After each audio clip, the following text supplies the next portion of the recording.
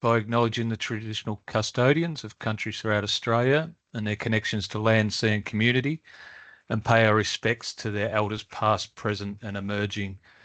I'm on Larrakia land in Darwin today, and I'm sure we've got people from quite a few of the different lands around the country in the meeting. Just having a look at the agenda. So we'll do some welcome and introductions, and we've got our chairs up next that we'll get to have a little introduction from them. We'll do some updates on the RA51 project that's currently sitting with Assurance, but Paul will give us some updates on that. A summary of the request for advice and the TAG report from the November TAG meeting. We've also got Melissa Arnold from PSO, who's working on our vet workforce blueprint as part of a DUA project. So she'll give us a presentation on that later in the meeting. We will talk about indoor air quality control, which has sort of been raised with us as a bit of an issue in industry that's missing from the training. And we'll have a bit of a general discussion around the whole refrigeration and air conditioning training package, and the potential review of that by PSO coming up, and any other general discussion items that you'd like to bring up at that end. We really want to have a good round table. So I'll start off with the TAG chairs. So Paul Wright was with us last year under the champions. We've changed the name to chairs this year, and Glenn Marsh is joining us as a new TAG chair.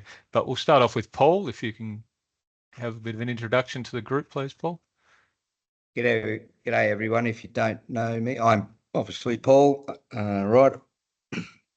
At 40 odd years in industry plus, and many and varied roles all the way through in relation to that. And obviously currently at CIT as a trade skills teacher, and also co-chair with Steve Smith with RACTA, our Teacher Training Alliance.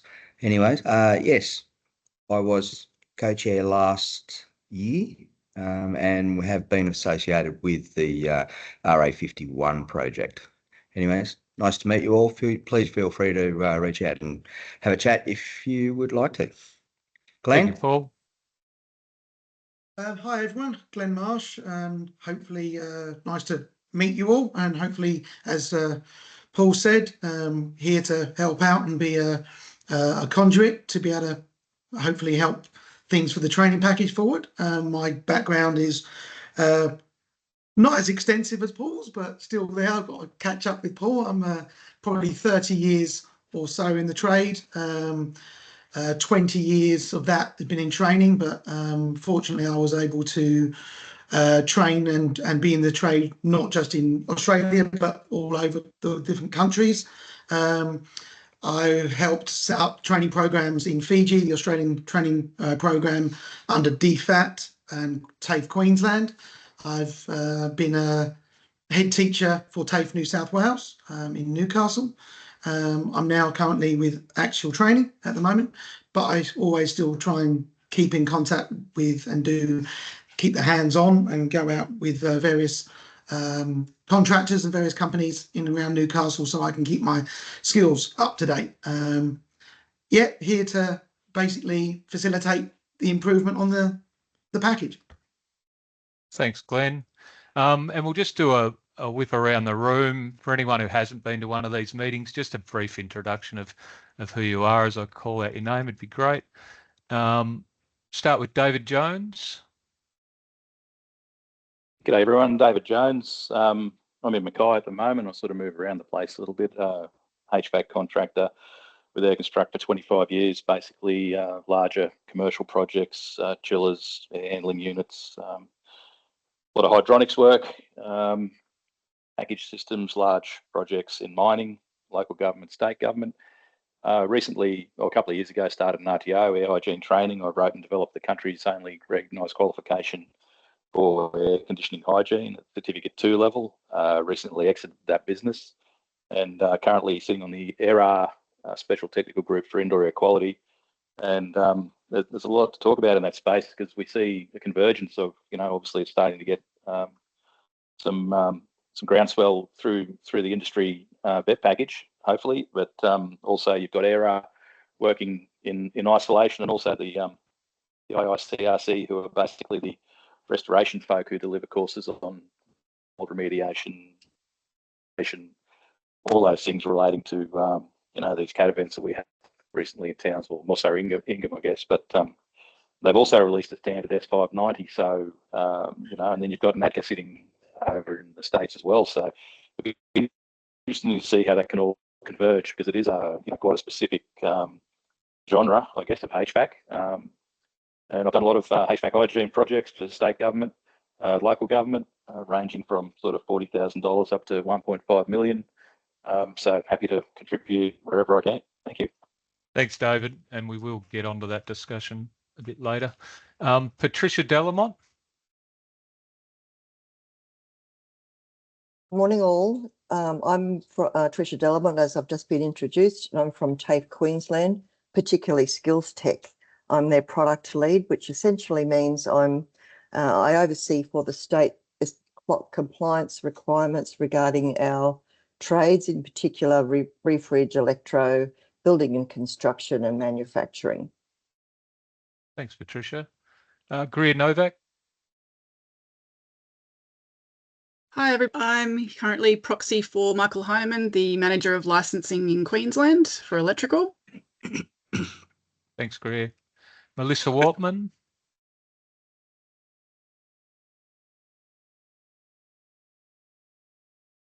Melissa, Mr. Wortman, yep.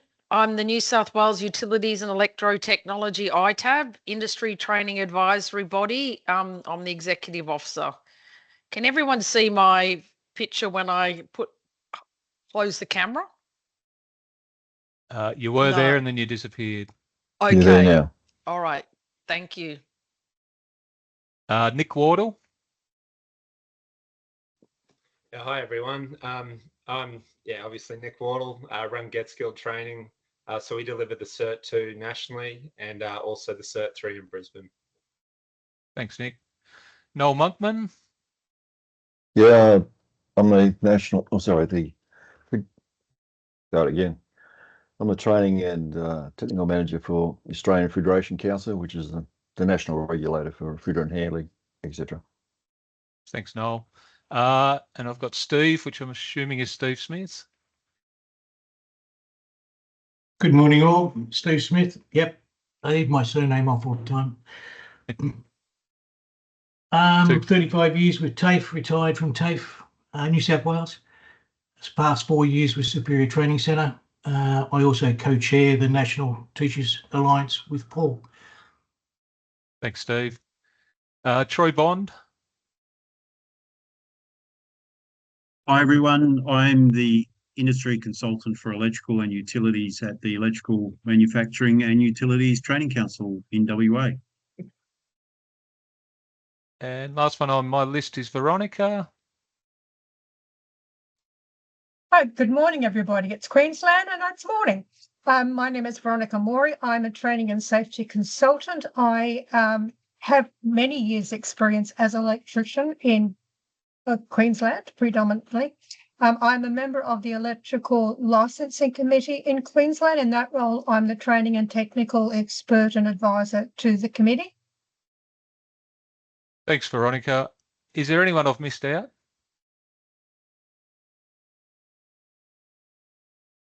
No worries. We will move on. We've also got various PSO staff online, some in support roles, and also my colleague Phil Dodd, who has a similar role to me in the training package space. So, but we won't go through all the introductions there. So the tag report from we've just got a bit of a graphic on this. The full report's available via our website, as all the tag reports are. And all the information regarding the request for advice that gets sent out after, which will go out again after these round of tags. And as you can see there, we only had 10 attendees, but we had 9 respondents for the request for advice. So that's really good, because that a lot of that feedback goes towards evidence when we put in a submission to the department to try and get projects across the line to get up and to get some changes made.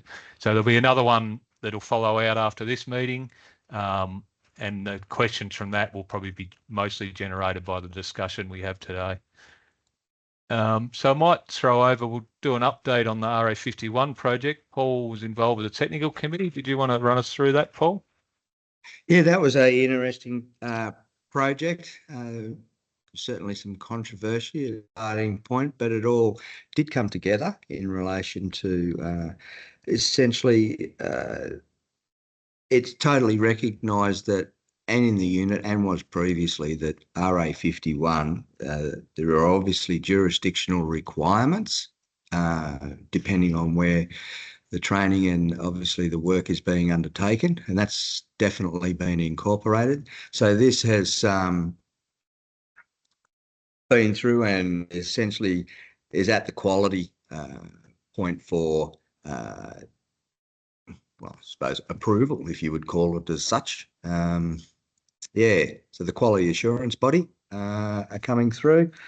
All the states and territories are agreeable at this.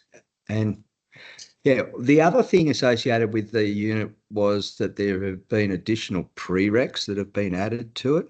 So essentially the draft that was coming out and we were discussing on, those prereqs have now been included in RA51. Essentially, how can you actually, I suppose the point is, how can you just have a unit stand alone? Yes, you need safety, but if you don't have any knowledge of impact behind that. So prereqs have been included further in relation to that. So watch this space. Hopefully it won't take long. Well, no, it probably will, but for RA51 to flow through for full approval. Yeah, so it is, as Paul said, it's sitting with them for a couple of weeks. We've had a little bit of back and forth with them with some additional information they required, but we do, through the SRO, the Senior Responsible Officer Network, we do have state and territory support, so we're pretty confident that should go through as long as all the compliance checks are good. Oh, sorry, could we just go back, Roach?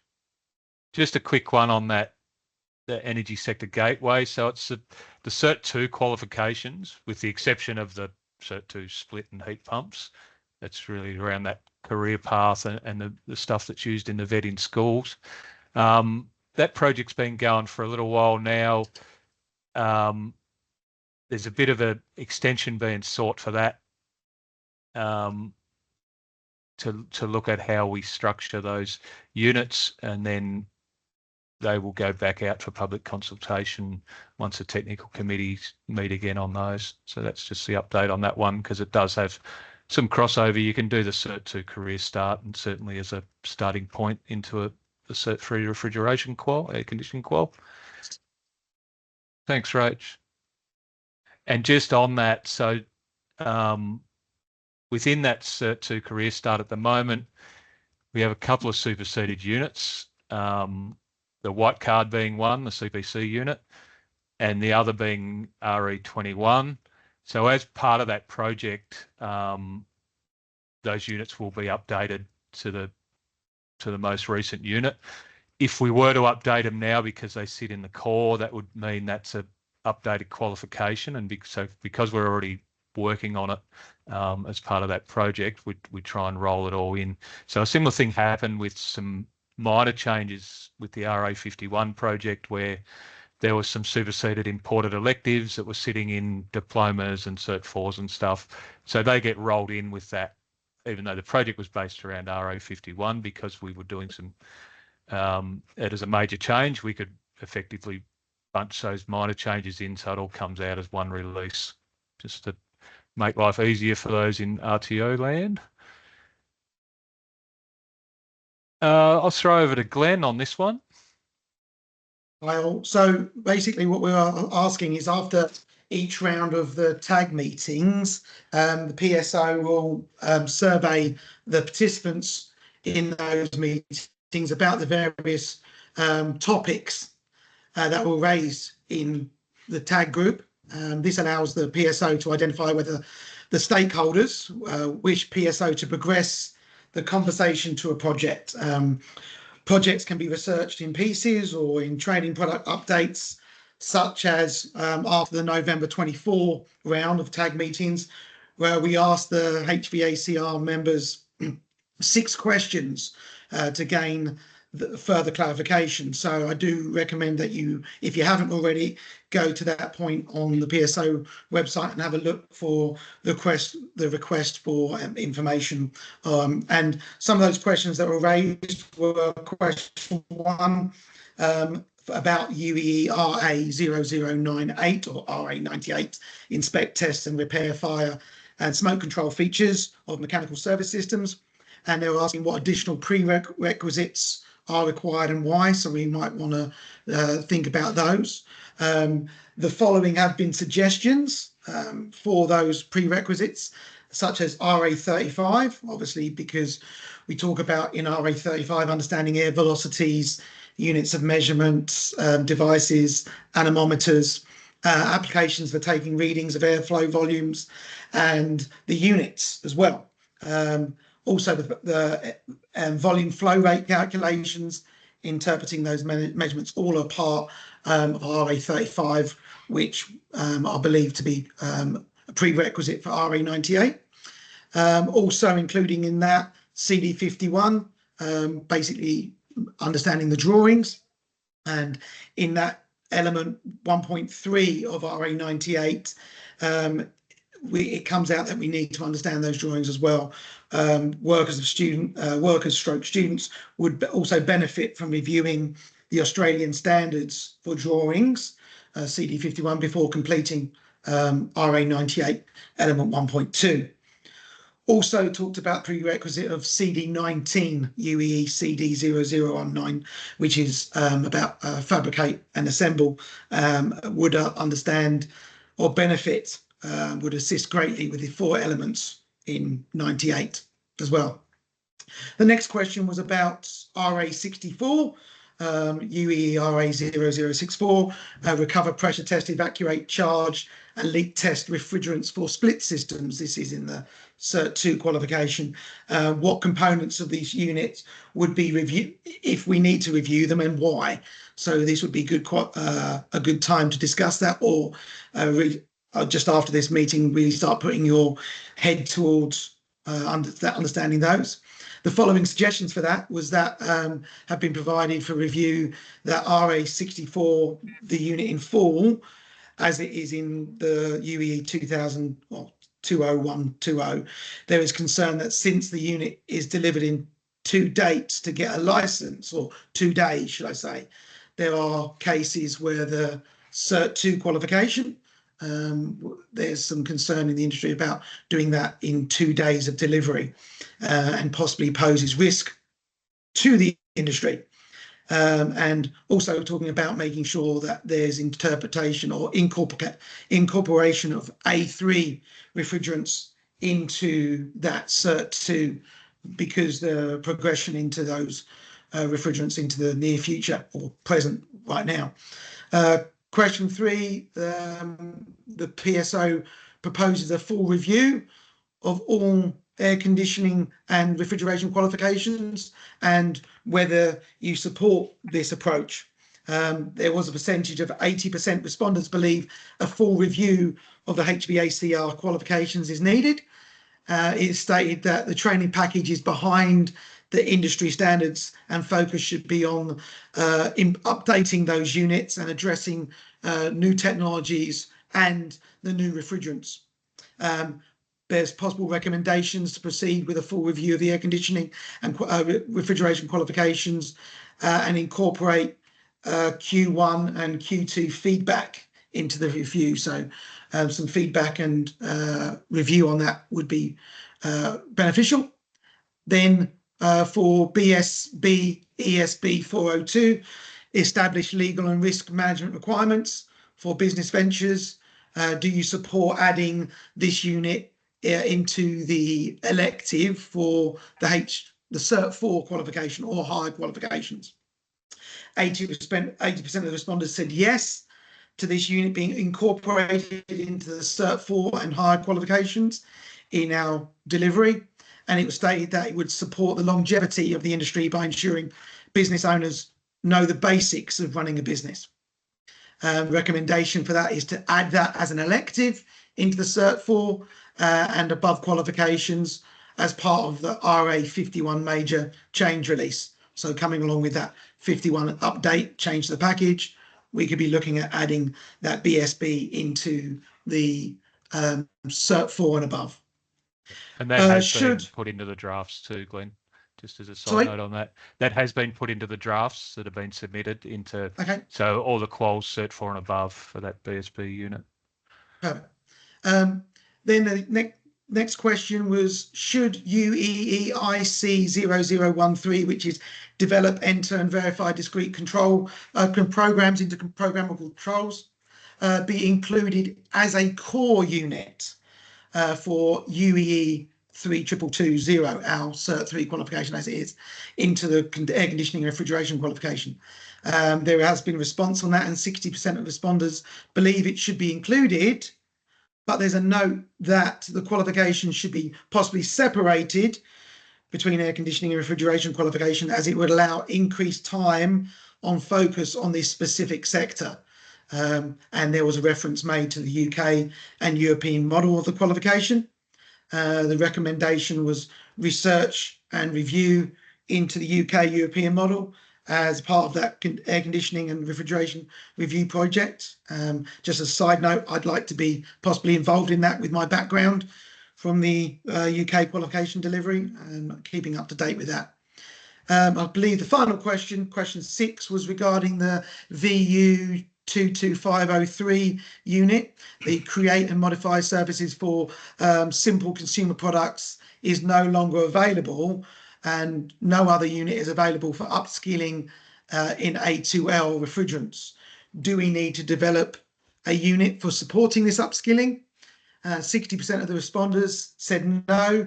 Respondents cited further training should be made available for flammable refrigerants, and it should be mandatory. However, it was noted that A2L refrigerants are now widely understood, so that there's no need to progress this further. Recommendation, no further actions required. So that's the update from those questions, and obviously it'd be great if you guys haven't had a chance to have a look at those. Please consider those and be a part of the feedback so that we can improve where necessary. Thanks, Glenn. And this slide's probably a bit redundant because you've covered that so fully in the last one. That was great. But we will be talking to those points when we open up the discussion shortly. So just on these ones, some research projects that we're doing. So it's part of the remit of the JSCs that we have to look at units and qualifications with low and no enrolments. But what we've become aware of in our industries is that some of these ones with low or potentially no enrolments are actually being used in various sectors for progression within the workplace. So they're delivering the content of the units as a workplace type thing, but not enrolling in them. So we just want to take a deep dive into looking at where those are being used, why they're not enrolling, why they're only doing them as a workplace upskilling tool. And basically, so the bottom line is there, we won't be deleting any low and no enrolment units or quals until we're sure that industry is on board and they're not actually being used as part of that process. Licensing and regulatory requirements. So we want to take a dive in, because if anyone's tried to compare between states, if we take for this audience the restricted license even, it's quite difficult navigating between the websites and working out what some states are very prescriptive in what a restricted license holder, for instance, can do. Other states are very broad.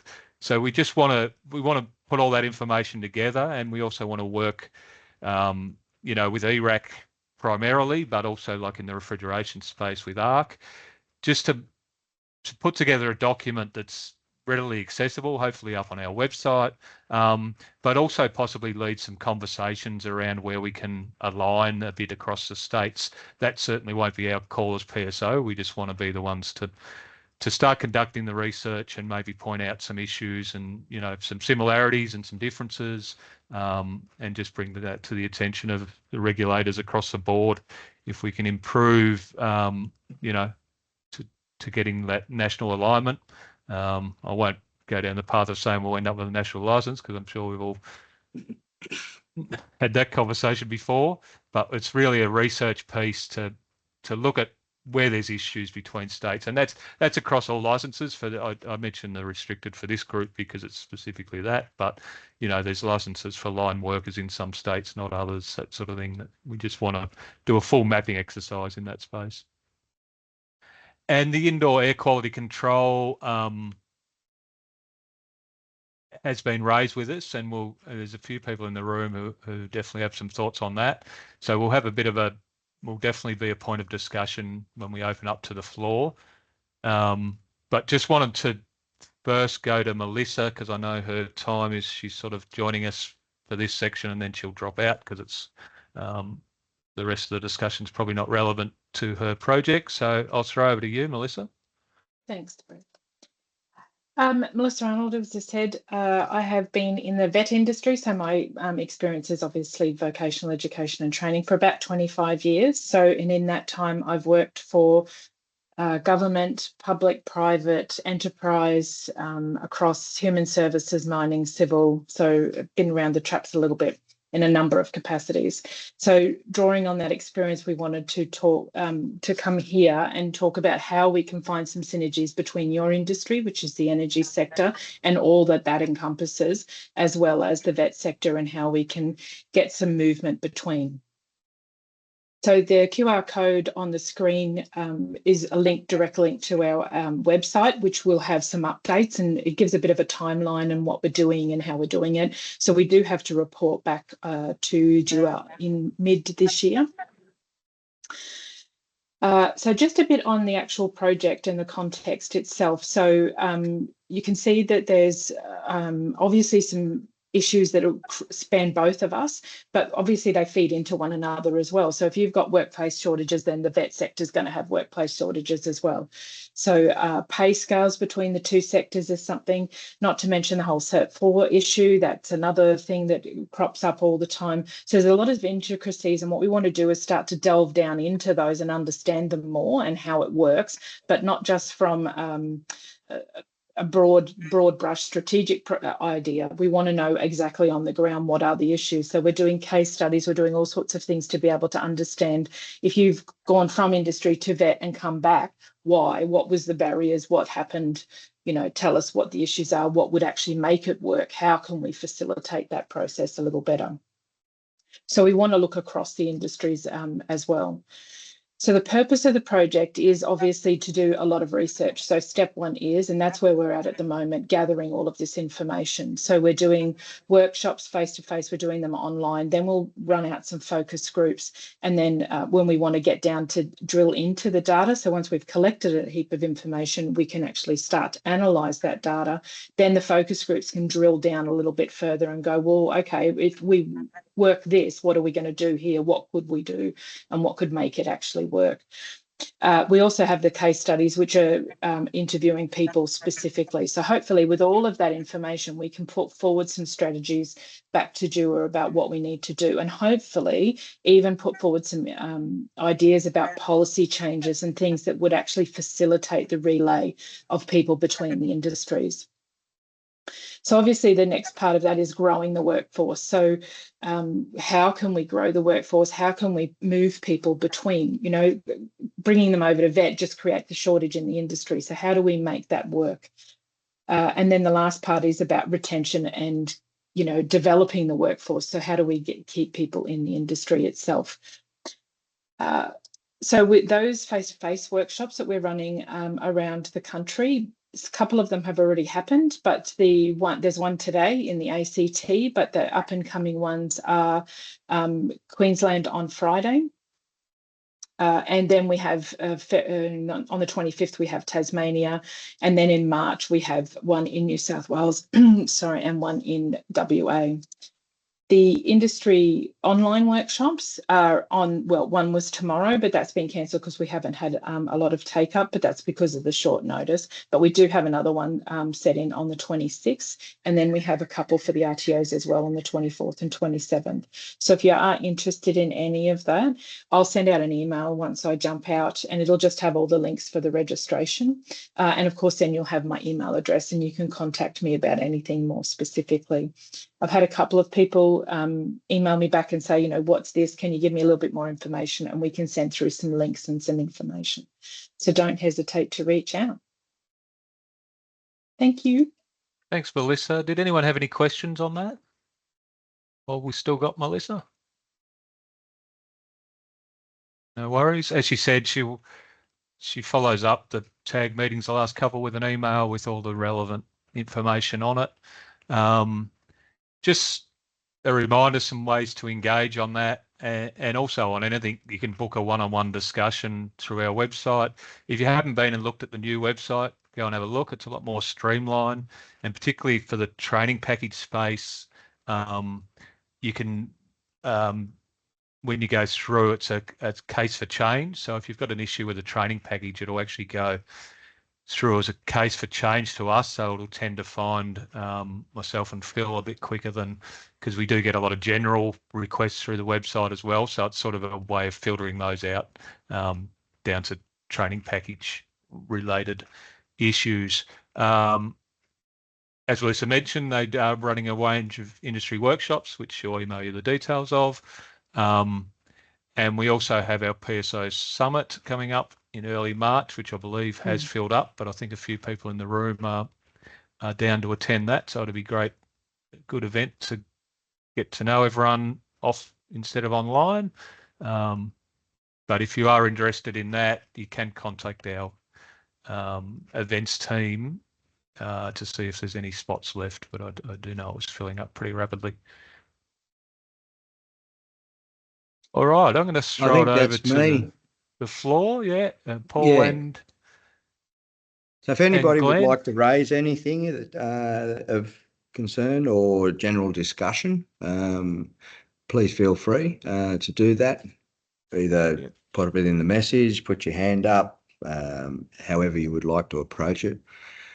I'll put my hand up and just start out value adding in relation to the VU A2L subject there. I think part of our overall review is the wording of our current RA units covering off on refrigerants needs to be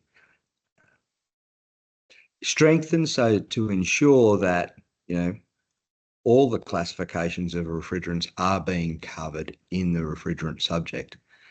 Fully aware that we've got skill sets and other units in specific for upskilling as far as hydrocarbons, ammonia, CO2 for existing industry members. However, that really should be covered off for students that are coming right through the trade courses, possibly even Cert 2, wordsmithing around making sure that it is covered off and covered off properly. Anyway, I just opened that discussion and thought, okay, it'll break the ice. Can I jump in there and add a bit more to that? Yeah, go, Steve. Maybe a bit of clarification. One of the biggest issues we're seeing at the moment is RTOs are adding their elective units and they're choosing to use the electives that are supposed to be taught inside the refrigerants unit. In other words, the flammables and the CO2 and the ammonia. They were intended to be in the core units. People are leaving it out of the core and using those as the electives. which is incorrect use, in my opinion, of those electives. They're essentially teaching the same thing twice. So maybe being misused. The electives were left there purely for anyone that's already got the trade under their belt and want to come in and do retraining, but they were not intended to be used for a new starter. Just before we go to you, Noel, I think this session could be really good if we looking at that revision piece of the packages, and there's a lot of this stuff we're going to talk about falls under that. Flammable and hazardous gases, there's definitely a piece around that, and that indoor air quality, which has been raised a bit, and Noel's probably got some thoughts on that. So I think a lot of this we can wrap in under that whole review, but it's good to get all this info out there now so we can get some questions out to the group following this, for some topics that people might raise. Noel? Can't hear you, Noel. So I just want to clarify what Steve and Paul were talking about. Obviously, there's units on awareness of those natural refrigerants. That should, my opinion, that should be should be included in the core units of refrigerants, etc.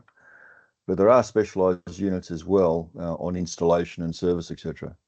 Did you mean that should all be rolled in too, Steve, or would it be fair to say that they would still be available as electives?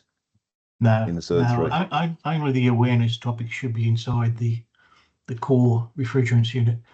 Leave the servicing installation in the electives. I agree with that. That's fine. Yeah, the awareness should be certainly covered. That's in right. The core units. Okay, that's good. Just another question then for Brett. With this review of the Cert 3, is that officially taking place? And we've got, by the end of the month, we need to have a submission into DUA, and we'll find out from there, Noel, but we're pretty confident. So. Okay, so you're looking for issues to raise as part of that at this stage? Absolutely. Yeah. We're looking for some evidence sort of based stuff to go, well, here's the issues, you know. Okay. And happy to have that. We've already had that conversation with ARC, obviously, around the hazardous flammable gases and the need for review of that area, but happy to talk about that again today to the broader audience as well. Glenn? Obviously, there's a lot of those units are already existing, so it's a matter of how they're packaged and what's included in the core would be the main thrust, I would have thought. Yeah, and that awareness, I'd be surprised if anyone didn't agree with that in the room, but if you don't, speak up, or if you agree, speak up. Glenn? Just, Steve, we wanted to chat, we're talking about the awareness, not the actual applying WHS, or are we saying RAO 5, 6 and 7 should be in the core units to be the awareness, as in the health and safety for those side of things, and then utilise the refrigerants in the package to then be a prerequisite for elective units? No, not. I wouldn't have thought we make the. You've just thrown something you haven't thought about. off the cuff, I'm thinking the core refrigerants unit should not be a prerequisite to doing any of the safeties, any of the awareness units, and essentially the C3 is already a prerequisite to do any of the other units connected with the naturals. So it's just adding in the awareness into the core units where we talk about those refrigerants and cover the likes of flammables, ammonia, CO2, but not really go in depth into the that's correct. Apply health and safety, which is its own unit. Well, OH&S is part of inside all of the awareness units for the naturals. So all of the content in those 3 units of competence that are currently electives needs to be also replicated in the core. Which I'm suggesting. Which I think should be there, but it is there. It should be. It is there, but I think just to point out, under UERA 0079, safely handled refrigerants and lubricants, That's located under the knowledge evidence requirements. Refrigerant properties including classes, types, application, boiling type, glide composition, including components and safe handling, including flammability, toxicity, and high pressure. Yeah. That was included specifically in the package. Yep. So that way the safety awareness units for an apprentice who's learning the refrigeration air conditioning qualification, when they're taught this package, understands the safety awareness requirements for CO2, for ammonia, for all flammable, as well as all synthetic. Right? That's correct, Ben. And so that brings us back to the issue that, yes, that content is spelt out in the core unit, but people are let's say, taking a vague look at that, or a broad brush look at that, and they're also choosing to deliver the safety awareness for CO2, for high flammables, and for ammonia as electives. And so they're misusing, or they're teaching the same thing twice. So maybe those awareness units should be removed as electives from the Cert 3 then? No, sorry. The reason they're still there as electives is because you have the current cohort of air conditioning and refrigeration mechanics nationwide who don't have those skills because they weren't taught them in the first place. That's why they needed to remain. Yes. But for the current cohort going through, if it's just a case of ensuring, Brett, I'm pretty sure we put it in the notes in the addendum or the companion pack of how it was to be delivered at the time when we did this last time, Noel. Yeah, I understand, but the existing fridges won't go back and do a Cert 3. They'll go back and do a skill set. Yeah, they don't need to. That's why separate units are there. So from what I'm hearing, maybe those units belong in a skill set. They are in a skill set. Yeah, and not as an elective, because it's, as you're sort of alluding, Noel, people are doubling up. So, and the students themselves are missing out on potentially doing another elective where they're going to learn something new. Yeah. And that's probably the best way to look at it, I think. Yes. And I think from my perspective on that, that's actually a QA issue for the RTOs. In the fact that they haven't mapped their qualification properly on what their deliverables are when they've designed it. Yeah. And the companion volume, although it can suggest it's not an endorsed product, so it can't sort of can't lay down a rule against the companion volume, as it were. Glenn? So the concern was that some RTOs are delivering both the RA79 and Apply Health and Safety units, RAO7, holistically at the same time, and then signing off those units at the same time. Was that what you're saying, Steve? That's correct. And as a result, claiming the money from whoever they're paid by. Yeah, just reach out to Phil Dodd. You still online, Phil? I am, just indeed. On the qual reform, I'm going to question without notice. What were the changes around the companion volume with the qual reform from July 1 this year? The new TPOF. There wasn't masses of amounts of changes to the companion volume, but what all the JRCs and the ministers are getting at is that companion volume is designed for the implementation of the training package.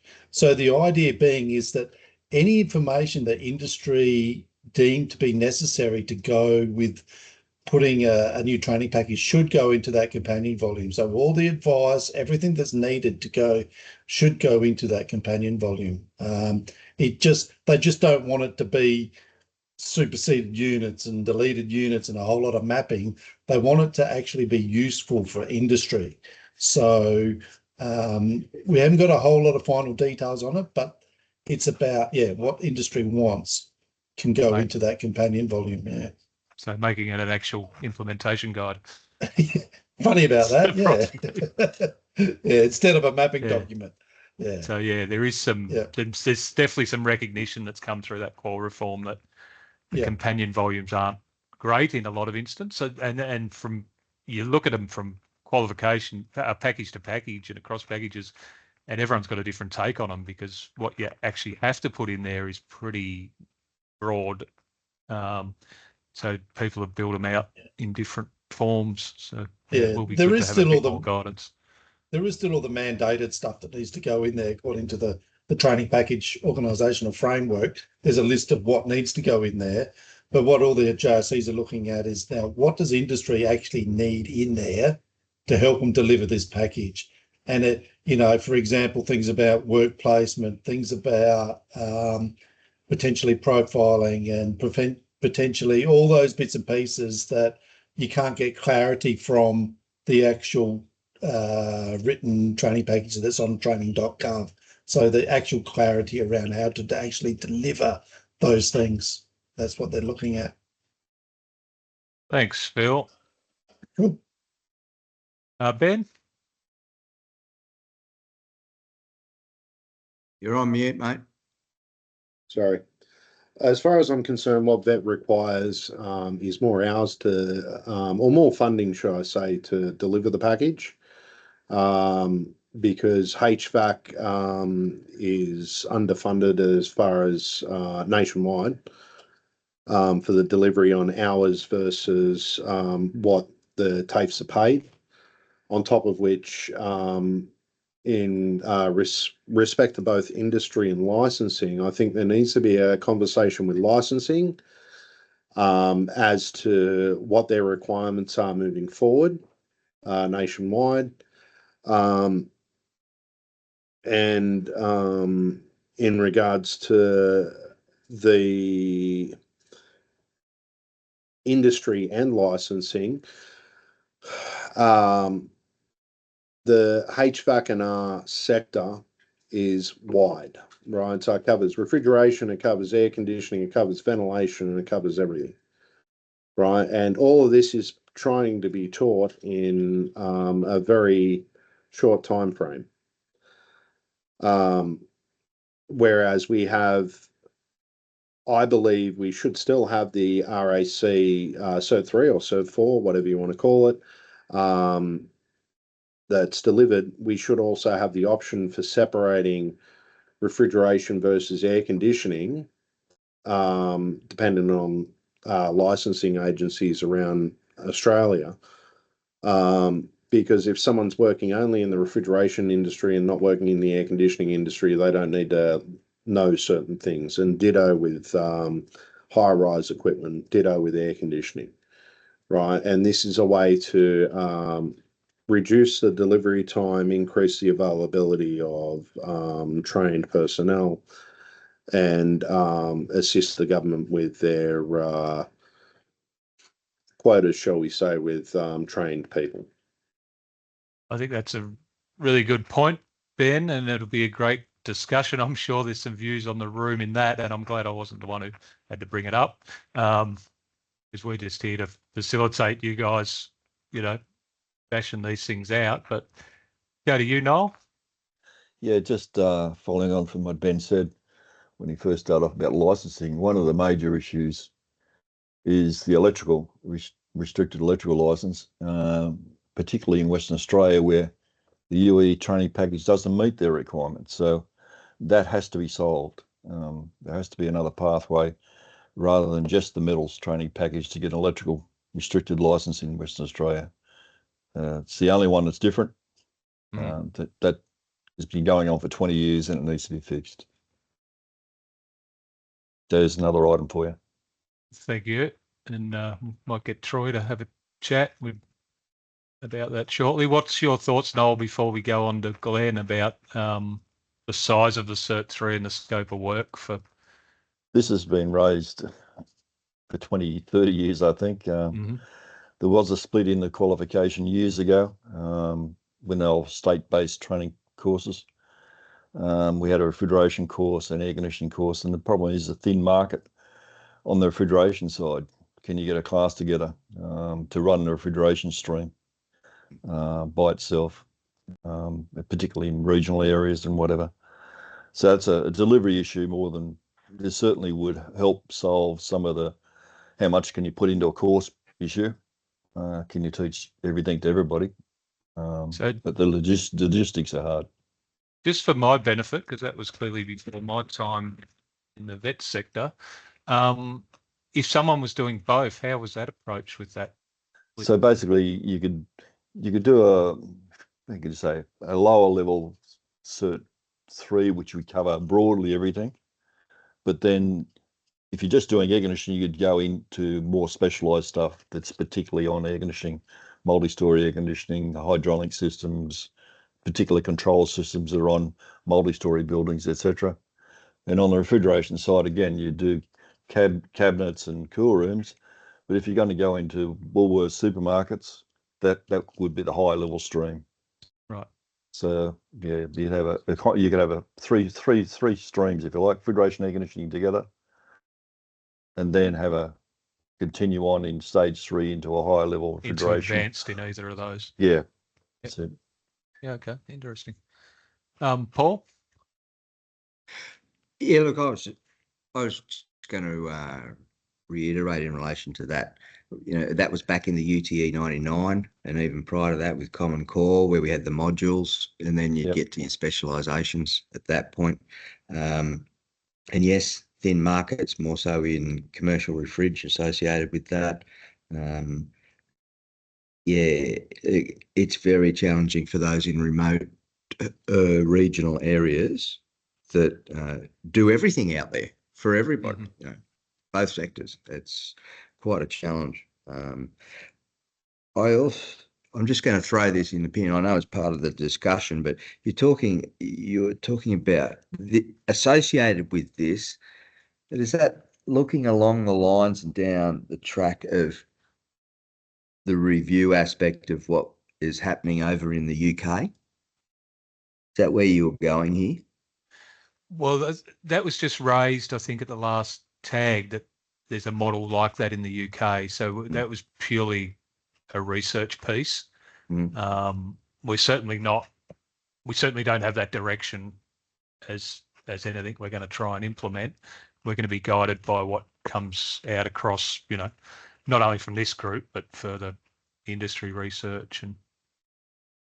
But I think everyone would be in agreement who's got anything to do with, and if we just focus on the Cert 3, because it's the big one that's got the most enrolments, that there is some issues with that and delivering it, and it probably hasn't had a proper update since the 07 package. You know, it's had some band-aids applied to it and some things jigged around, and couple of little wins I think you've had into the 20 package, but I'm pretty sure, but I could be wrong too. If everyone thinks it's all right, let us know.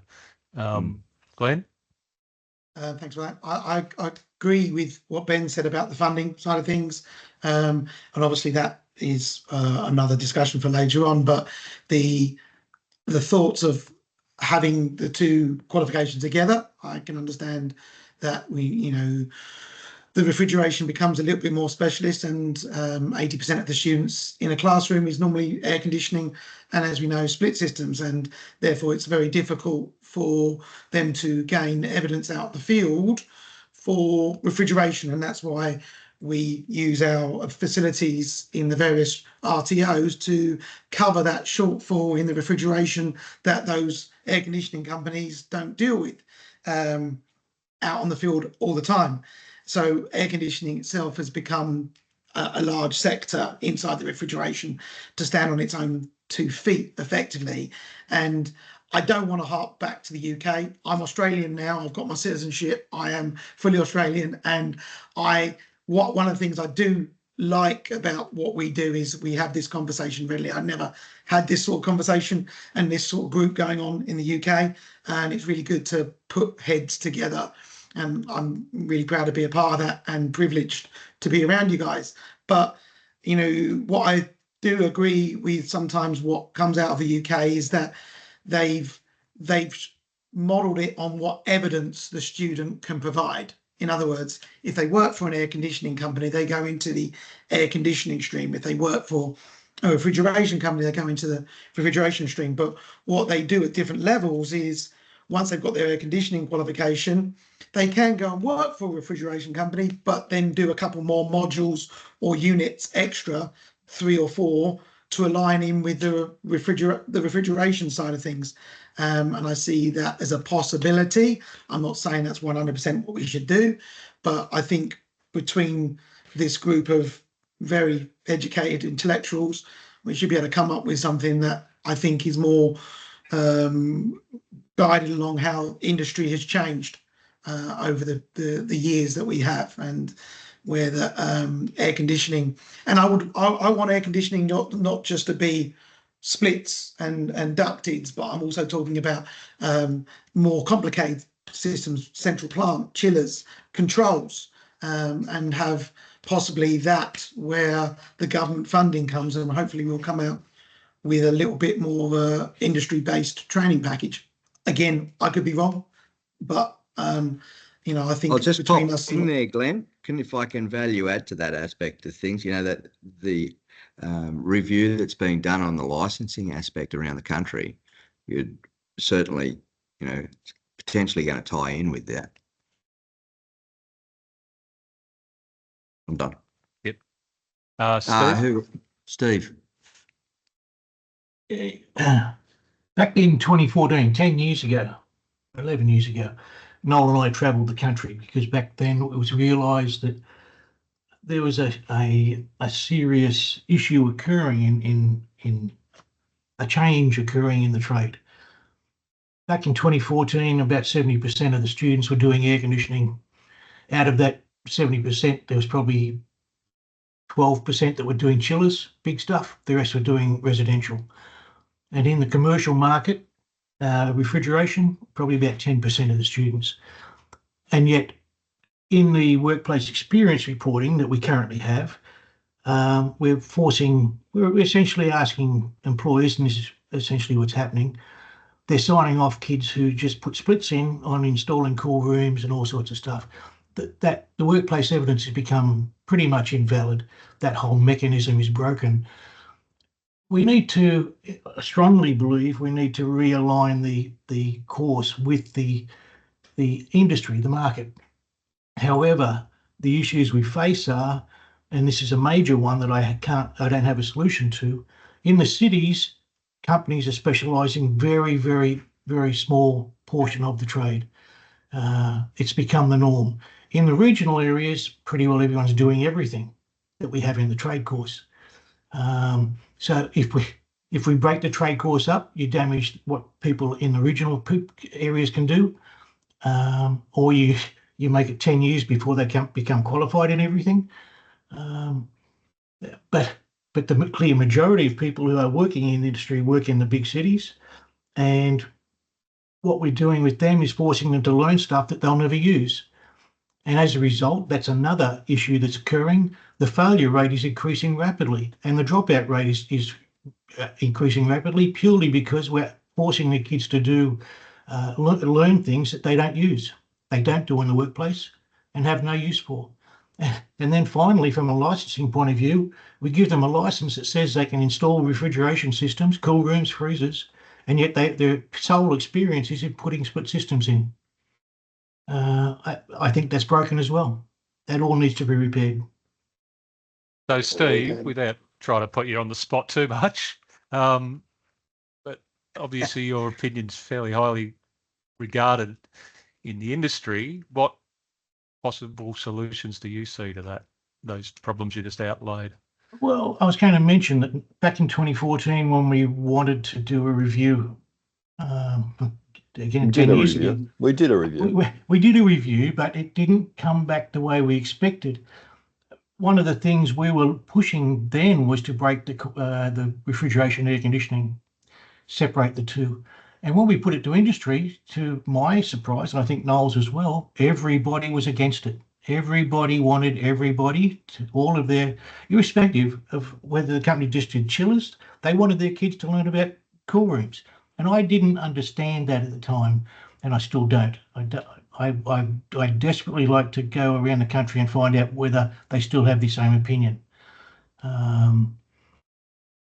I'm fairly sure things will have changed by now, and I also suspect that we got the response possibly because we didn't put it to them correctly.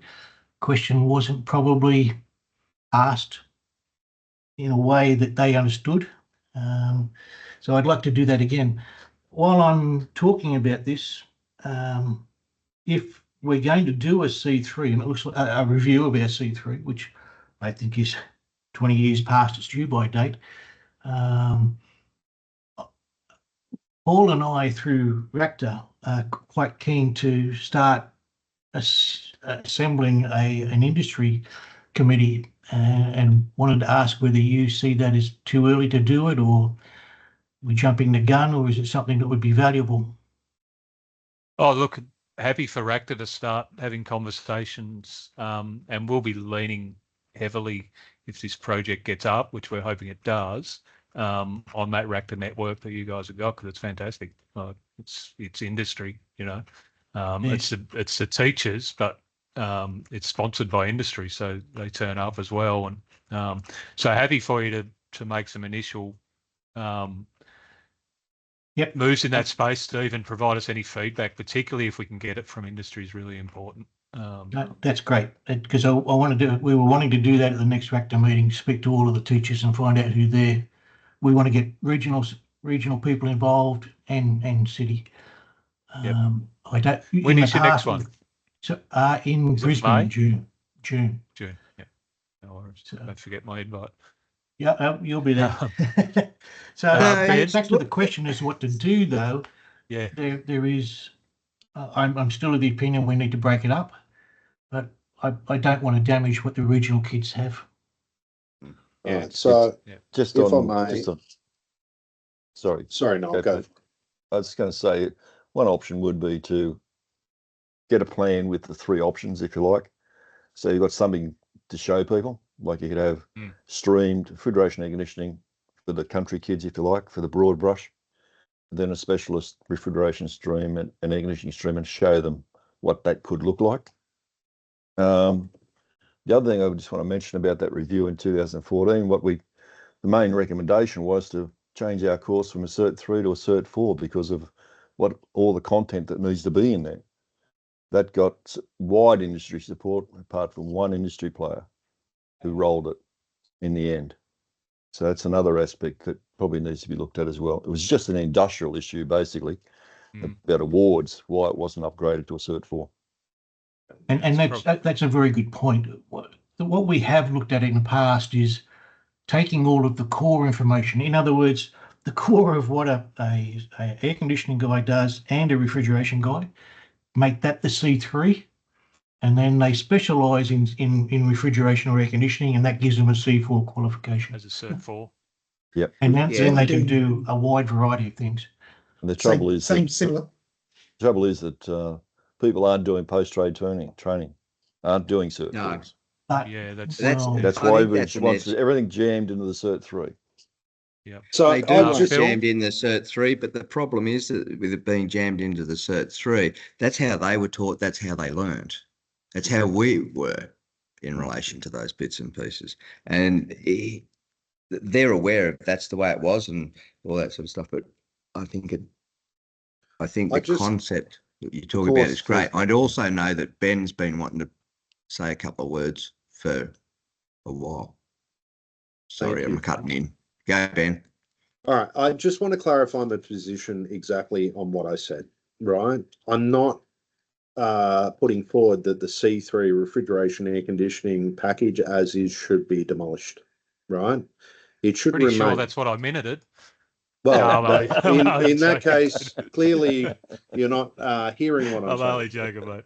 What I'm suggesting is that, again, in the PSO, in this group, and more to the point, in the training package, it's developed in accordance with the licensing requirements in every state and territory. We need the input from those licensing agencies.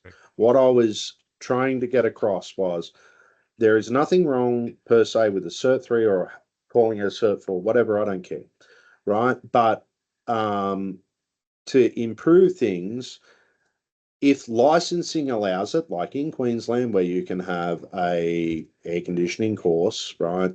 We'll call it their Cert 2, but I'm saying just for air conditioning, if licensing around Australia endorses this, then a course could be developed, which was a shorter course to get people through quicker, and vice versa with refrigeration. But the air conditioning refrigeration course as it is in its entirety must remain, right, as an option, because especially when we go to the country, anywhere past Broken Hill, past bloody well, let's say Wangaratta, right, as a perfect example. The people out there are working on cool rooms, they're working on AC units, they're working on swamp boxes, they're working on everything, right? Industrial. And gas systems, but we'll leave that one alone, right? What it comes down to is it needs to work nationally, and that's the approach. But we need direction. We can't do anything. We can throw things up in the air and throw the knives up in the air and see where they land. But we need direction so that way we can provide something that's adequate. Good point. Would you agree with that, Steve, Noel, everyone here? Yeah, I do. Yeah, it's something that we're going to have to spend. I'll start again. I totally agree with your statement that licensing, it has to fit around licensing, but we also need licensing to come to a bit of a common point. One of the biggest issues we all have is we're trying to teach a national course, but every state behaves as a separate entity, and they all have variations, and that applies in all trades. I'd like to see it consistent. It would be nice. Phil, you've been waiting for a while.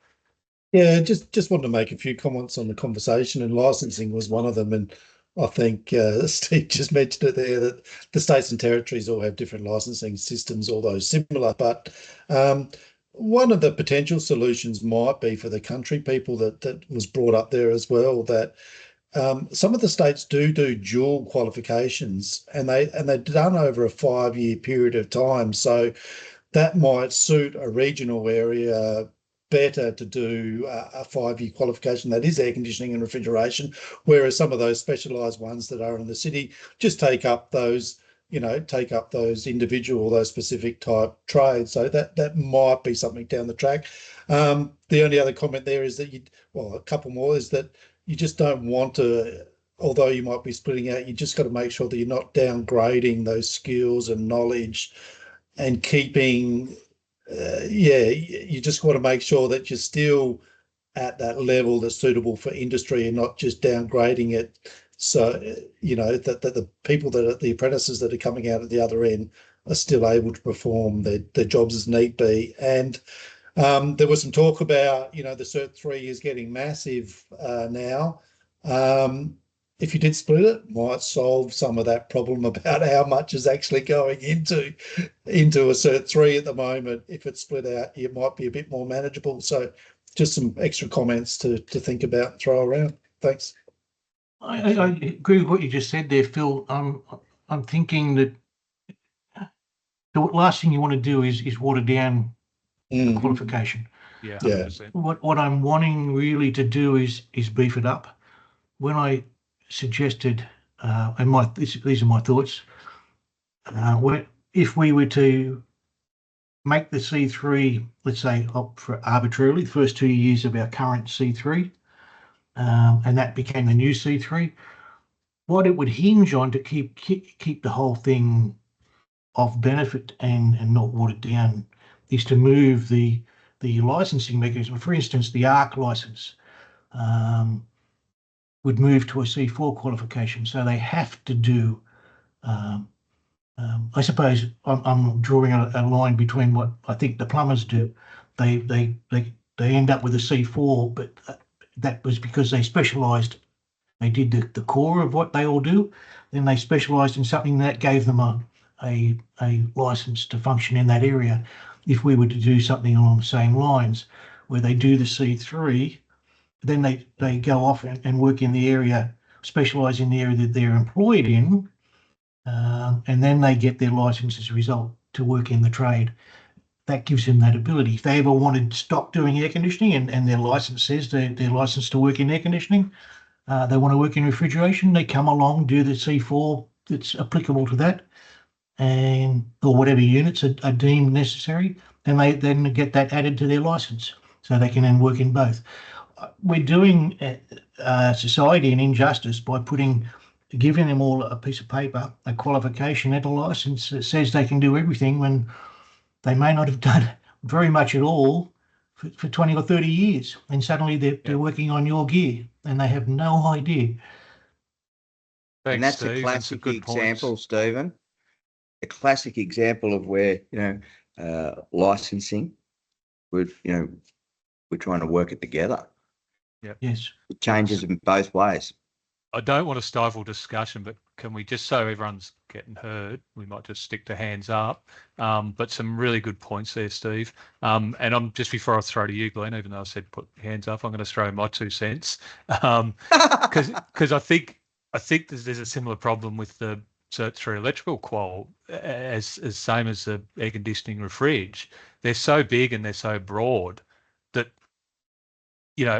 as someone who's delivered in the electrical, and you guys would know delivering in the refrigeration, air conditioning, do you actually cover all the content you should, because you're trying to get through these massive units and lots of units and stuff in the time you're funded for, and funding's outside of our remit. But, in what's a Cert 3 is huge. So is stuff actually, when we say we don't want to water it down by reducing it, and Steve made that point, no, he actually wants to make it stronger in the areas it needs to be, because we're probably watering down some of the delivery at the moment to fit into existing timelines. So that's my 2 cents. I'll go to you, Glenn. So a couple of things there. Goes back to, again, the European way of doing it. UK use a NVQ level 2 qualification, but then they go to an NVQ level 3 or City and Guilds level 2, City and Guilds level 3, and they only get their license once they do the City and Guilds level 3, which goes on the whole Cert 3, Cert 4 possible side of things. So I do agree that should be looked into, investigate more. The other thing that I would like to possibly propose, and we're talking about this discussion about going out to industry and getting the industry involved, whether we as a group put our heads together and come up with a detailed email discussion so that we can get all the wording correct, and then send it out to because we all have industry contact in our regions, and obviously a lot more people have wider spread contacts. We want to get it out to industry as much as we can, so we wouldn't be best to use the same email, everyone's using, not singing off the same song sheet, but we send it out to all our contacts with hopefully some good review. Obviously traveling around the country would be great, and doing that sort of thing. And let me first of all put my hand up, because I'd love to go around to different parts of the state and seeing what they do there. But I work in New South Wales and in Queensland, and different parts of Queensland, so I see a lot of different things going on between those 2 states, varying differences, which I didn't realise happened until I started travelling. But yeah, I think it'd be good if I could propose that we put a group letter, or be involved in putting an email or a letter out to the industry to start getting them engaged. I don't know if that's something that everyone would like to be a part of. I think that'd be a really good first step, assuming we get support from the department to go ahead with this review. That'd be a great early step to put something together that's, consistent messaging to industry about, and probably not at that stage with any models or anything like Steve suggested before, just to get their thoughts on, an overall perspective of what they want from a training package that effectively services them. And then Phil and I might, hook up the caravan and go on a national tour. Ed?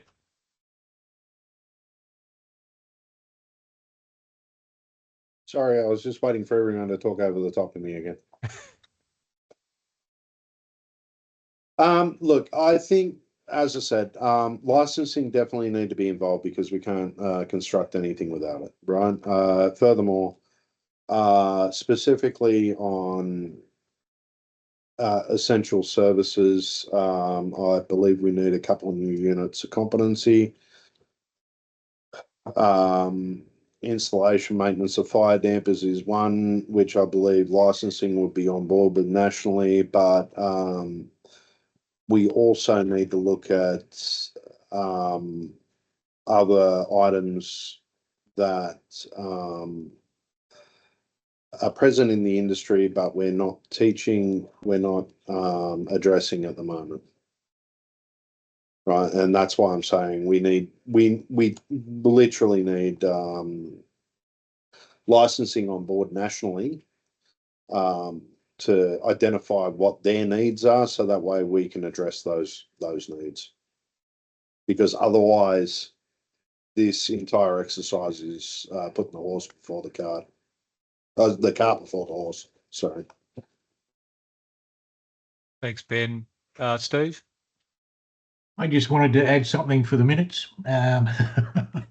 Cautionary, if in modifying the C3 and possibly licensing that goes with it, there needs to be a great deal of thought about how you move existing people into the under that umbrella.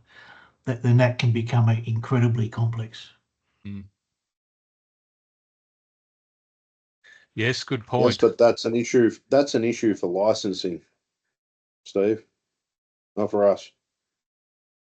Well, it becomes the RTO's problem because then you've got to deal with it. Yeah. And not just in the electrical licensing space, also in your Arctic as well. It's going to take all parties. Yes. Is anyone who hasn't had a say, and I think David's got some internet issues, so he's been putting some stuff in the chat. And then we've also got Kevin. So does anyone else want to chirp in who hasn't? Troy, can I throw you under the bus and ask for a WA perspective? Hey, yeah, thanks, Brett. Taking a leaf out of Steve Hall's book, throw me in the deep end. And look, everybody, I'm not a refrigeration mechanic. My background is electrical and industrial electrical at that, and trained 30 odd years ago in that. So as you guys are probably aware, well, definitely aware, WA uses MEM, and the restricted electrical license for refrigeration mechanics here from our regulator is solely based on the MEM qualification, as Noel said. So look, I can't give answers to you guys on that. This is the fun we have with the various jurisdictions and the different licensing across those jurisdictions.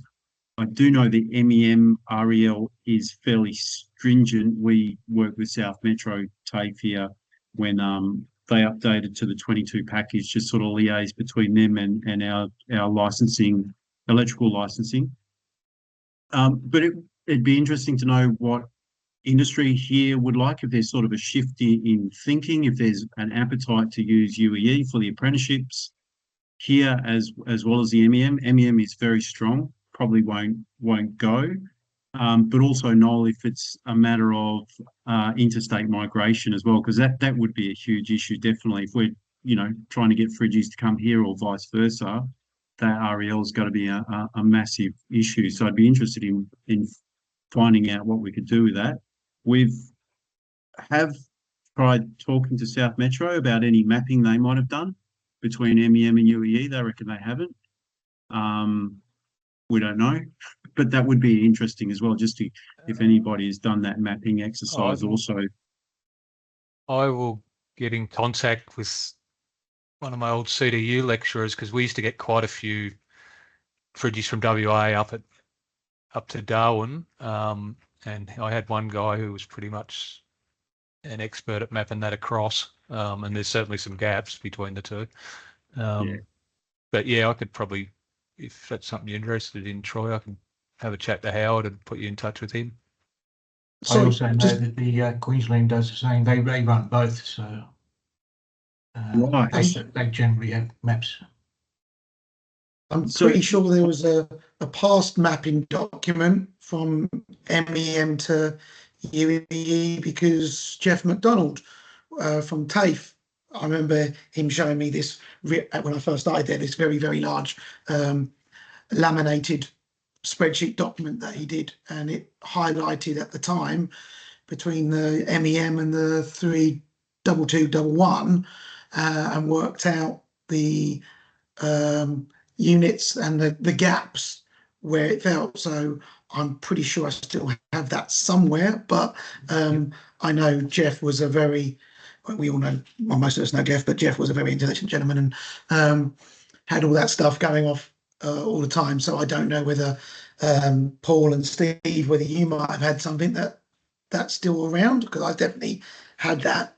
I definitely know I saw that somewhere. I know, Glenn, you're right. It is still around. But I also know, esteemed colleague Graham from in WA. We've had many discussions over the years in relation to this aspect of things, and I suspect correctly, it's completely down to the curriculum level of the delivery, because it's very difficult. The content from MEM to be, unless you're looking at exactly what's being delivered, you can't map it because it's a little too broad at the MEM level. That was always our issue. Yeah, it's got to go down to the curriculum level at the RTO for you to get clarity. I suppose is the best way to go about it. Yes, there is a broad plan. Troy, however, I believe a South Metro delivering UEE in Cert 4. I had a conversation with someone there a while back on the RA51 project. I know they were looking at it, but I don't know. Yeah, which I found interesting that they would use the UEE in a Cert 4 when there are sets should putting students in from a who would they would have to have that map, you'd think, with the overflow of units from based on their curriculum. Yeah. I know Ben's got his hand up. Sorry, Troy. No, I was just going to say, I know we've asked South Metro about some of the UEE Cert 4 stuff that they do. Not all of it is public facing, if that makes sense. Some of it's, so read into that what you want, but some of it's defence work. Okay, yeah. Yeah, because defence would definitely want the UEE. Yeah. Sorry, I just wanted to raise on UWERA 51, and more to the point, the prerequisites for UWERA 98, whether there's been any movement on those prerequisites as yet. So the Ferrari 51, the suggested ones have gone into the drafts. So that's sitting with the assurance body now for the tick off. Yep. And I guess the flow on of that for 98 would be that 51's a prereq for it. So therefore you would have to hold, without putting all those prereqs in 98 to get 51, you're going to have to hold those other prereqs anyway. So I think there was about 7, Paul, in the end, was it? I think there's about 7 or so. However, there is potentially merit to look at that further and possibly also to incorporate motors. There's fire smoke control is, active, passive is going to be, it's essentially pressurization, ventilation. That's associated with that. That's in 98. Yeah. And realistically, you need to have an understanding of motors, how air cons work. But anyways, I know that wasn't. And look, prereqs will definitely be part of the review, and it'll be interesting to see if we get the sign off for the assurance on 51. It sort of goes against what you guys were told maybe in the last iteration of the package when all the prereqs disappeared. So that'll give us that'll give us something to move forward with any changes. Are you trying to tell us that the fridges are being guinea pigs again? No. Just put it out there. One last thing. Or just testing the waters. What direction has the PSO received from the government in regards to environmental for incorporation in a package? So there was, and Noel, you were probably part of that meeting with Department of Climate Change, and then they put, I know Paul was there, definitely. They put a bit of stuff together from that. So You're vigorously shaking your head, Noel. I wasn't involved in the meeting at all. No, but I think it's mainly around flammable refrigerants.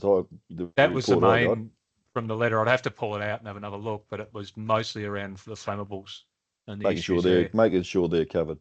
So that is part of this. That's part of the catalyst for this review. But we went, look, we don't want to go down the track of just fixing that, and another update to the qual without having a look at the whole qual. So. All right. The reason I posed that question, right, and I will state it categorically, HVAC is 40% of any building's energy consumption, right? We're talking about flammable. You're not actually talking about energy. Yeah. Right? If the government is serious on wanting to achieve something on energy, the discussion must be opened. So when I wanted you to clarify in relation to environmental a little further. That's why, because environmental is not just Arctic's current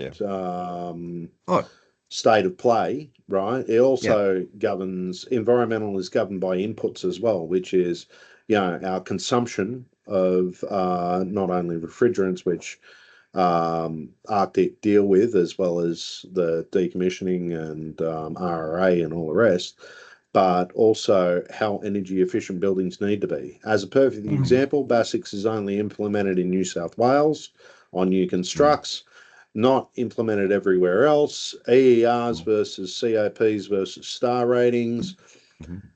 Star ratings are optional for anything other than a split system, right? The government has not, in my opinion, thought this through and discussed this with our industry. So that way we can have an outcome for environmental, which isn't just Arctic's domain. It's also how much energy do we consume? What performance requirement do these systems need to meet? Right. And what units do you need in order to be able to satisfy those requirements? 100%. We can't train it without knowing what they want, right? But again, even if you want to look at the technology which is incorporated on some systems for sale in Queensland or in South Australia, with the ability of the Energy Supply Authority to turn the units off or down,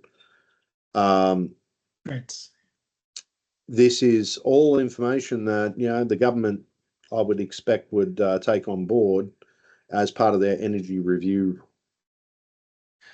And also just on Paul's point of units, and also like where do they sit then, those units, Well, where I'm coming they're from, probably at a higher level than. No, they don't need to be. And that's the thing, the apprenticeship. Right? What the thing is we can't teach what we don't know is wanted, right? So again, it's the PSO, this whole forum is by the federal government to incorporate federal government plus licensing through the states and territories, right? We need input from both so that way we can create something that works for everyone. Otherwise, we create what licensing wants, and if the federal government wants to have a zero emissions in the next X amount of years, it's just not going to happen.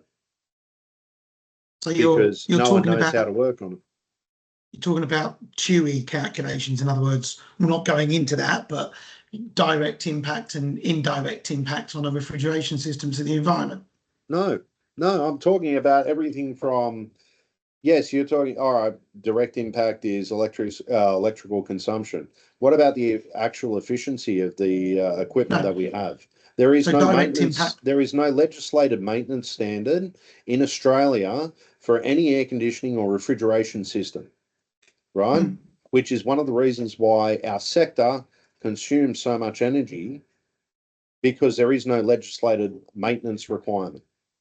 So the direct impact was whether the refrigerant leaks out and how that directly affects the environment, and the indirect is how much energy the system is using, which indirectly impacts, because obviously we're using fossil fuels at that moment to get it. So I understand you're saying about legislation to bring up efficiency levels on systems. Yeah, as I said, the issue is everything's dealt with from a state and territory perspective at the moment, without a direction from federal government on how they're aspiring to meet their goals. So where I'm coming from is discussion should be made with the federal government, so that way they can work out what they require. David, yes, I agree. Section J covers new gear going in. It does not cover maintenance at all.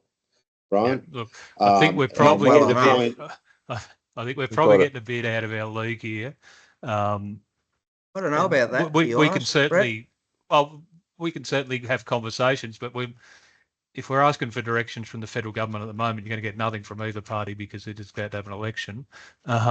So I don't want to keep this dragging that direction at the moment. It's certainly, there's some valid points, Ben. I'm not dismissing it, but you know, we're talking about this review of the potential review of the package. We're probably a bit higher level where we're going in that discussion, and it can be part of, you know, where we end up. But I think initially we might be going a bit off track. But look, it's been a great discussion. I don't know where people are at. Whether we want to round this up, or did we want to have a quick chat about indoor air quality and what people's thoughts are about that, and where that belongs in the training package, or we'll save that for another day. And look, we'll probably be, if we get this review up and running, you know, the majority of people in this room are going to be involved anyway. I'll just clarify, on indoor air quality, there's no requirement for the equipment to have any indoor air quality. If you're looking at Section J of the NCC, when you're talking about Class 2 dwellings, or if you're talking about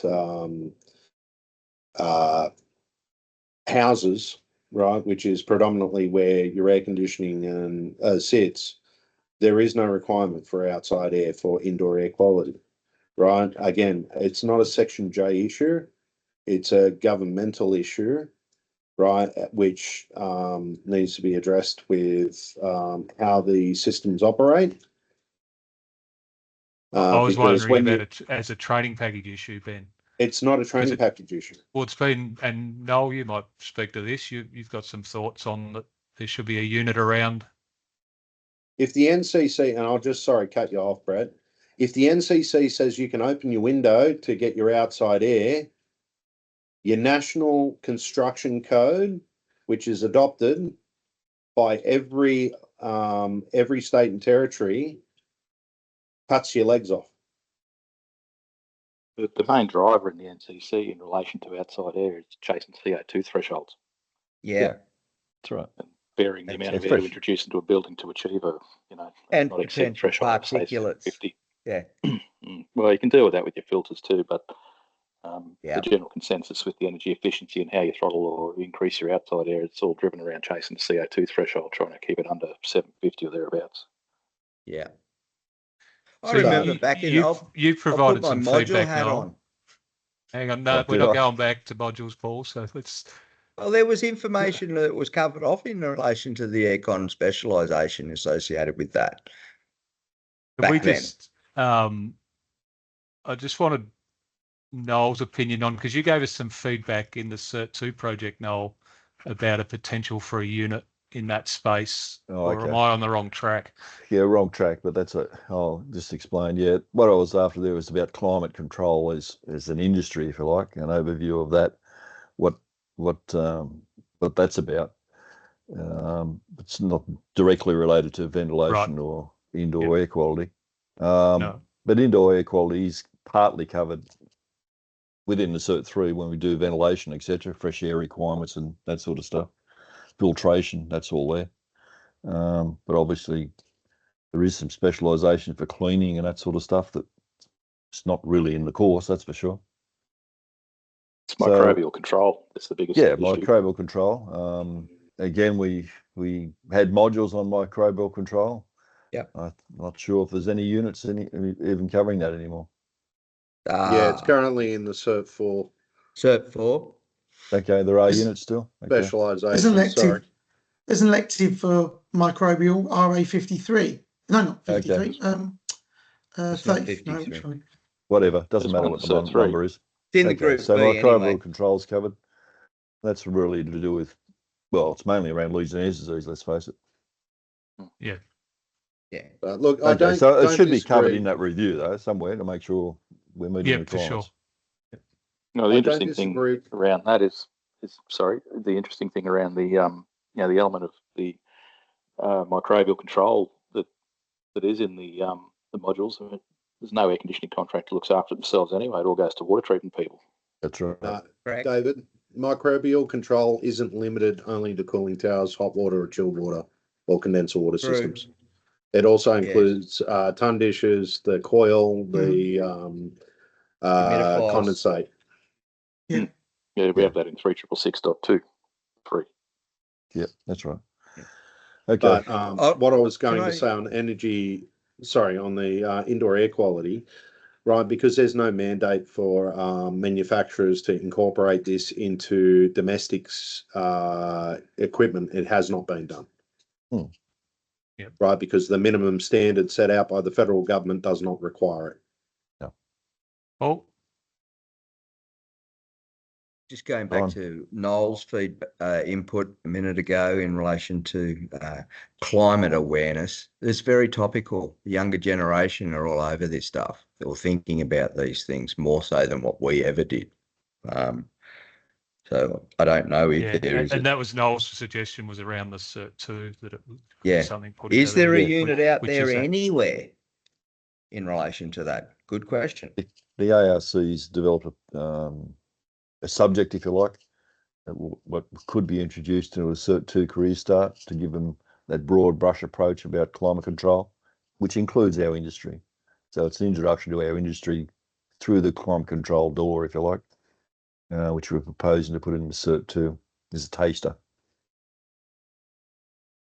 Can I put my hand up if I want to change the subject or add something to the conversation? You got your hand up. Okay. Go ahead. All right. So we've got our this tag, but we're also incumbent in relation to other tags that have a direct impact on our quals, cross disciplines, for example, REs. Now, is there any?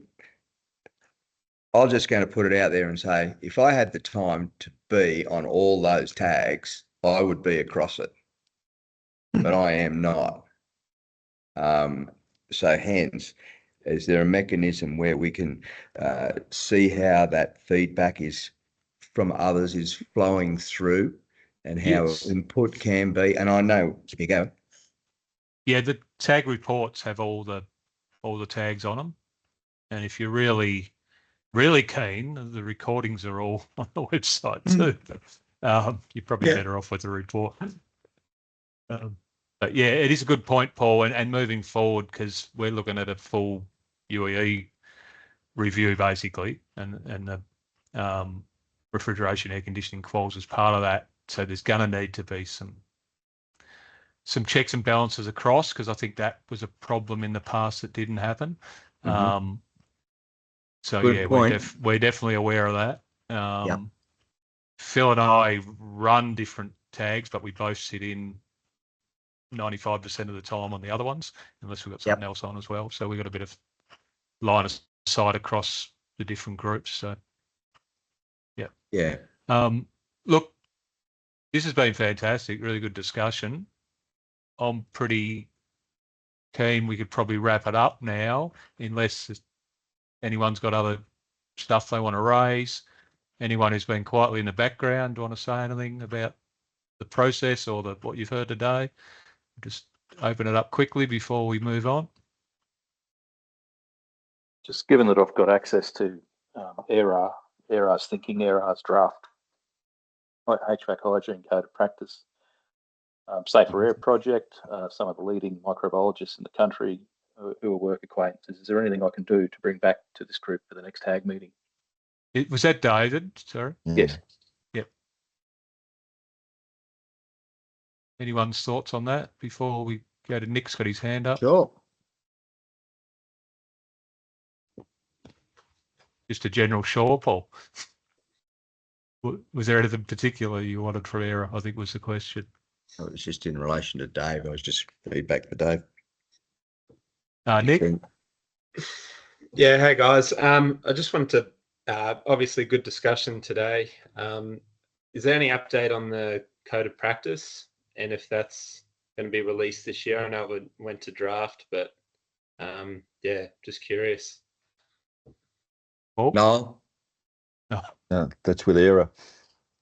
Well, no, it's actually, you'll find it that it is on the ARC website. So 25 volume or sections 1 and 2 is actually on the, you find that on the ARC website.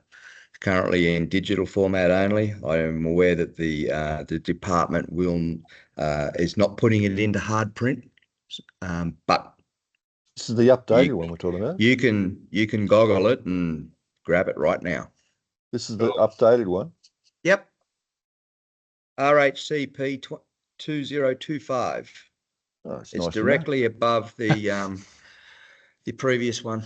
So they're both still there. I was wondering why I hadn't received anything from you, Noel, but yeah.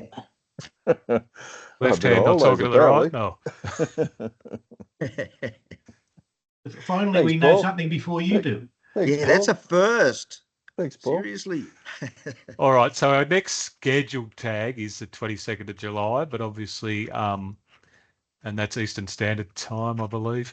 But you'd be getting invites for that anyway. But obviously, if we get this revision of the UEE up and running, we will be seeking subject matter experts, and this room's full of them. Nick, did you still have your hand up, or? Yeah, sorry. Glenn, you want to finish us out? I don't know if I want to finish you out. I was just asking a request whether I might be able to join back into the Raptor group and join back up at the Brisbane one in, you're saying later on this year, if I might be able to email you, Paul, and then get back onto that if I'm allowed. Yeah, I don't have a problem. Cool. Just worry about the administration for the application fee, mate. Yeah. Is that for like a 3-year membership? Thanks again. Particular thanks to Paul and Glenn for a bit of work and then ongoing this year as the tag chairs. But thanks everyone else for your time today. Really good conversation. And Rachel's clearly still awake because she's changing slides, so she's must have enjoyed it too. We'll glean some questions out of that for the request for advice and put out to you, but we'll also keep everyone in this group informed as to any movements as far as a review of the training package, and also once we have some confirmation around RO55 from the assurance body and the skills minister. So thank you all. Have a good rest of your day. And we'll Thanks, Brett. Thank you, everybody.